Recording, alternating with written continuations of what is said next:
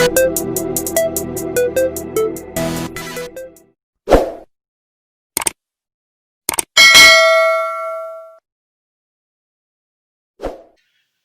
people are just demented, like literally they're tapped in their head.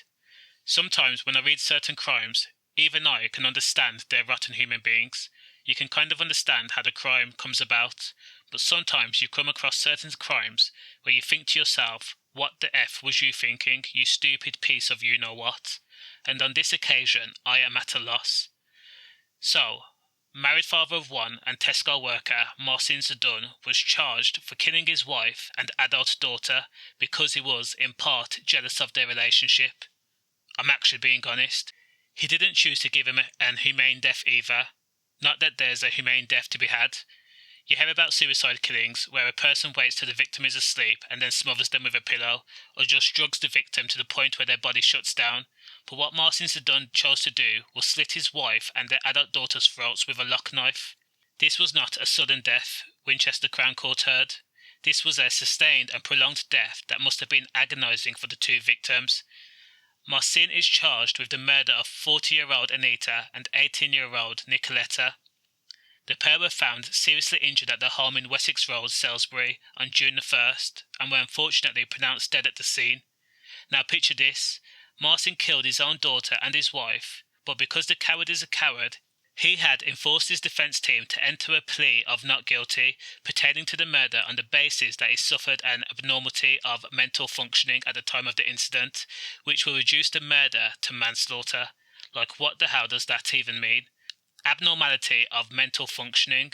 Does that mean I can kill some randomer, get arrested and tell the judge you can't charge me for murder because I suffer from abnormal mental functioning between 7:45 p.m.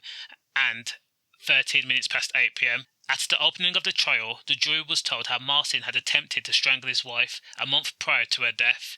Again, surely that supports the notion that this man actively sought out to kill his wife. That's evidence of premeditation. In fact, his wife told her work colleagues that her husband was a violent man who pushed their daughter into cupboards when she tried to intervene in the violent attacks. Referencing the stronger incident, Aneta was quoted as telling her colleagues he strangled her so hard that she couldn't breathe. Jurors were told, "I was so blue." After the choking incident, Aneta and her daughter demanded that Marcin leave the marital home and that she expected a divorce. "I want a divorce." Those 4 words turned this angry husband into a murderer. It's a crap situation because their daughter wanted to go to the police and report her dad for choking her own mom, but the mom says no, probably because she was still capable of showing empathy for the scumbag. But maybe if she had listened to their daughter, they both would be alive right now. Aneta had enough foresight to predict her own death as well. Just 5 days after the husband left the home, messages revealed on Facebook showed a conversation between Aneta and her own mother. In those messages were direct indications that Aneta was afraid for her life and thought that a soon-to-be ex-husband might kill her and Nikoleta, the jurors were told. Marcin Zdun, on the other hand, refused to acknowledge what torment he put his small family through. He had actually convinced himself that his wife was having an affair with one of his work colleagues, despite the fact that there was no evidence to suggest otherwise. The jurors were also told that Marcin's deluded suspicions were a manifestation of jealousy and unwarranted suspicion, as Aneta had never met any of Marcin's colleagues. The court was told jealous suspicions, the breakdown of the marriage, eviction from the family home, and the fact that his wife wanted a divorce were all factors that led him to a murder plot. This was a man that was used to control. He thrived on it like some kind of bloodsucker. He relished the opportunity to either incite fear or manipulate his small family into believing they needed him in order to survive. Once he lost his grasp of control, Marcin resigned himself to the fact that he was going to kill his family, since they were operating with freedom. During the trial proceedings, QC Mr. Hagan says the defendant doesn't deny he killed both Aneta and Nikoleta. However, he claims he has no recollection of what he did that afternoon.